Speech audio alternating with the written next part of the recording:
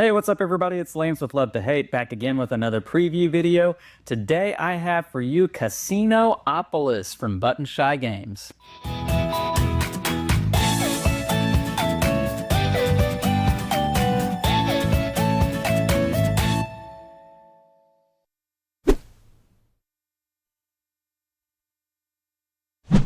All right, so Casinopolis. This is a standalone game in the Sprawopolis universe from Button Shy Games. This is from designers Danny Devine, Paul Kaluka, and Stephen Armini. And this is a game that is coming to crowdfunding here in the very near future. So make sure to check out the link down below in the description of this video after you watch it. Now, obviously, what I have here is a prototype. Just have the cards, don't have the actual envelope that you're probably familiar with when it comes to Button Shy Games.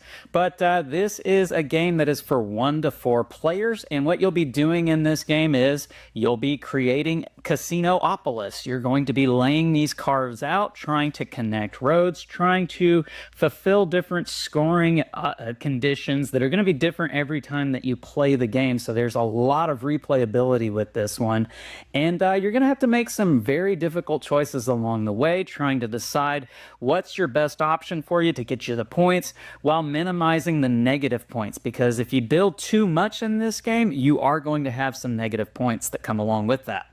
Let's go down to the table where I'll show you how this one works, and then we'll come back up top and I'll share my thoughts on Casinopolis. All right, so here's Casinopolis. Let me show you all this micro game that is just a deck of cards. Now, I do want to remind you that this is prototype, so the final artwork, components, maybe even some of the rules might change once it's released from crowdfunding. That being said, as what you see here, this is what you have. You've got a deck of cards, as is the case with all of Button Shy Games. And what you will be doing in this, you'll shuffle this up, and you'll deal 3 cards out, and these cards are going to be flipped over to this side, because on the back side of these cards are going to be scoring conditions, and every card has its own different unique scoring condition, and there are lots of different ways that this could shake out, which means it's going to shake up the way you play the game, change your strategy, and so there's a lot of replayability with that. Now, what are going to be on these scoring conditions? There's going to be a number, and we'll come back to what that number is all about here in just a second. But the order that these cards come out is very important. You'll want to keep them in the right order. This is the top one, first card, second card, third card. And you'll see the scoring condition. This is just an abbreviation for points. You'll earn points every time you do this scoring condition. Row or column with at least 3 blocks and no resorts. We'll cover what blocks and resorts are here in just a second. Choose 1 slot icon. You get points for that icon in the largest group of that icon. We'll cover what icons are here in just a second. And then points for roads that begin and end at different Roman blocks and passes through neither of them. Roman blocks are going to be the red casinos. The blue casinos are going to be medieval, and the yellow ones are going to be Egyptian. There are only 3 colors in the game. Now that we have our scoring conditions, we're going to set that off to the side. We want to make sure that that's visible to all the players because it's important that we try to complete these. One last thing about these real quick. Points. How many points am I getting? Well, since this is the first scoring condition, every time I complete it, I will get 1 point. This is the second scoring condition. Every time we complete that, we'll get 2 points. And this is the third scoring condition. Every time we complete that, we'll get 3 points. So obviously, this is the one that we want to try to complete the most, whereas this is the one that's not awarding us as many points. So we want to try to put that on the bottom of the priority list. So that's the setup of the game. Well, I guess everybody would also have 1 card in hand, and then there would be a card out here in the middle. We're going to make this one be the card out here in the middle. And the start player will draw 2 more cards to their hand, making them have 3 cards, where everybody else will only have 1 card in their hand. Now, let me talk to you about what are on these cards. As you can see, they're divided up into quadrants. And those quadrants are going to be different colors, and some of them are going to have roads running through them. If they have a road running through them, that is a block.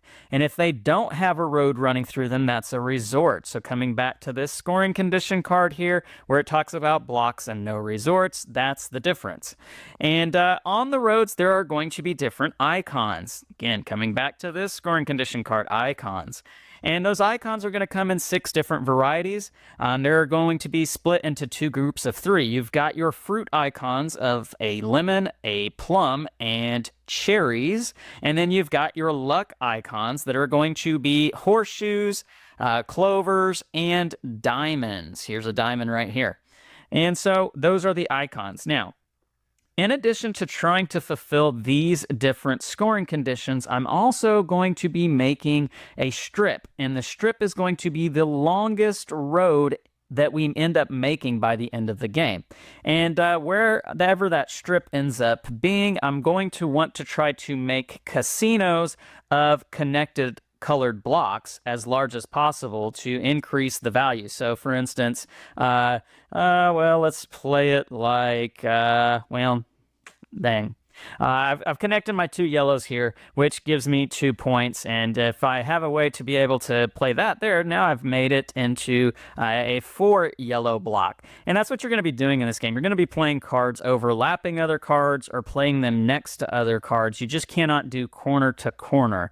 And you cannot turn the cards vertical. That won't work either. They have to be played horizontal. Now, you can rotate them to be the other way around, but you have to play them horizontal. So this is the card that's out here. If I'm the first player, I'm going to choose one of my 3 cards to play. And again, I can play it however I want, but I'm inclined to want to connect roads or conserve roads, cover up roads that are not useful to us, because at the end of the game, you're going to lose 1 point for every road that you have out on the board. So you don't want to just make roads for road's sake. You want to make sure that you're wisely connecting roads, making them longer, or covering up roads that don't matter to you. Now, you cannot tuck a card underneath. Once a card is out here, the only thing that can happen with it is have something placed next to it or on top of it. You cannot go underneath it. Once I've played a card, I then will hand my 2 cards that are remaining in my hand to the other player who already has a card in their hand to form a 3-card hand. And then I would pick up a new card from the top of the deck, because you always have 1 card in your hand at the end of your turn. And then they would go. They would play one of their cards. Now, you are inclined to table talk in this game. You can say anything you want about your cards. You just cannot show the other players your cards. And so that can create some interesting conversations where you tell somebody, yeah, I've got a clover, but you failed to mention that that was on a blue casino or something like that. Or, yeah, I have a plum, but I forgot to tell you that it's on a turn, and that turn goes to the left. That might matter as I'm trying to, create Casinopolis. So anyhow, that's what happens with this. Now, play will continue to go around the table until all the cards have been played out here to form Casinopolis, and then we will score it. And so again, every time you complete this scoring condition, you get 1 point, 2 points for this one, 3 points for that one.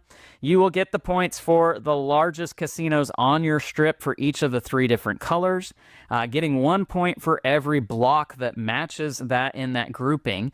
So if I could get a yellow one right here, for instance, then, I would have a big yellow group if this was the strip.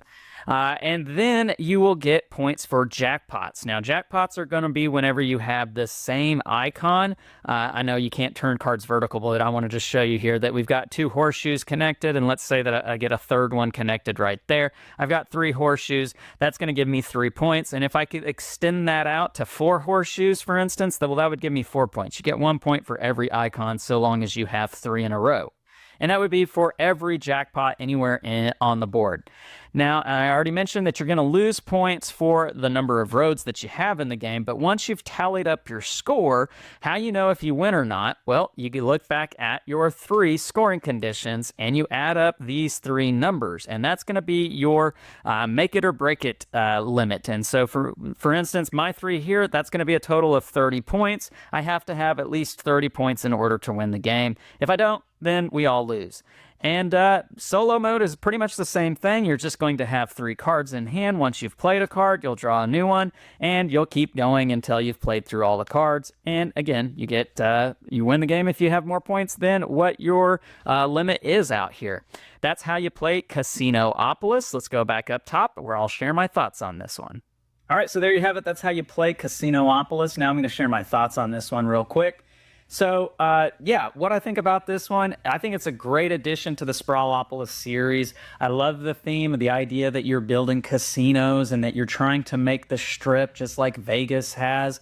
And you really want to be very judicious about how you go about doing that, deciding whether or not you place the card where you put it to create your strip or to create these roads that are going to complete different scoring conditions for you.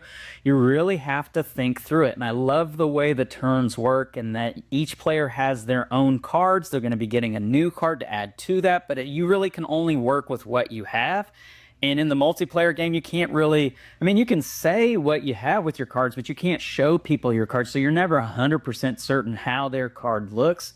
And so there's always that level of, you told me that you had something that would work for this, and then you get to see their card and it doesn't actually work the way you thought it would work.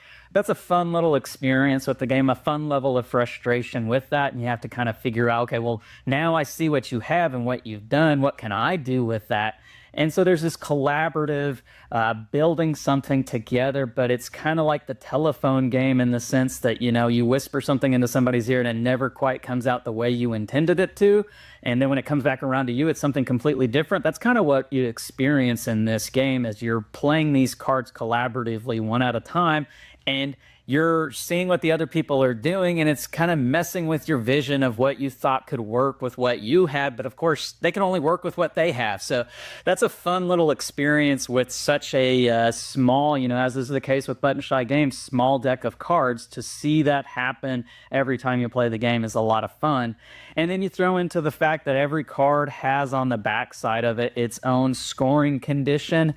As I mentioned at the top of the video, lots of replayability with this because you're going to have three different goals that you're trying to work towards every time you play it. And then when you throw in the fact that depending on which order of those goals are determines how you know, how much you should pour into that, because you don't want to pour into your first goal more than your third goal, because your third goal is going to be giving you 3 times as many points. So you really want to pour into whatever your third goal is.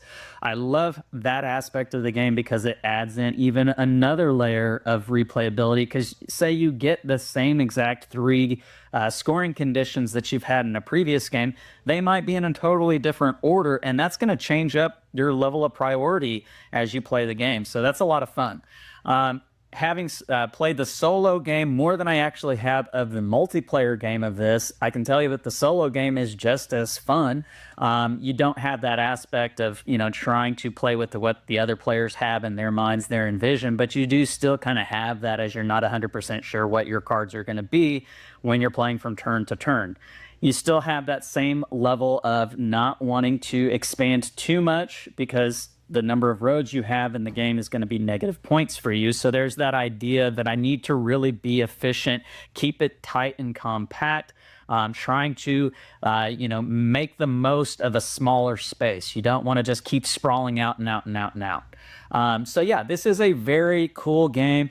15 minutes, you know, you get a full game experience and just a 15-minute game length with this one. So if you're somebody who really enjoys the Sprawopolis series, I think you're going to get a lot of enjoyment out of Casinopolis. I think it's going to be one that you probably want to reach out and include into your Sprawopolis universe, if you will. So definitely check out Casinopolis. Again, it is coming to crowdfunding here in the very near future. Make sure to check out the link down below in the description of this video now that you watched it to get all the details on Casinopolis from Button Shy Games. If you like this video, please, please, please hit the thumbs up, subscribe to the channel, and hit the bell icon to be notified of all of our great new content. I'm Lance, and this is Love to Hate, where we try to bridge the gap between gamers and non-gamers. We'll catch you next time.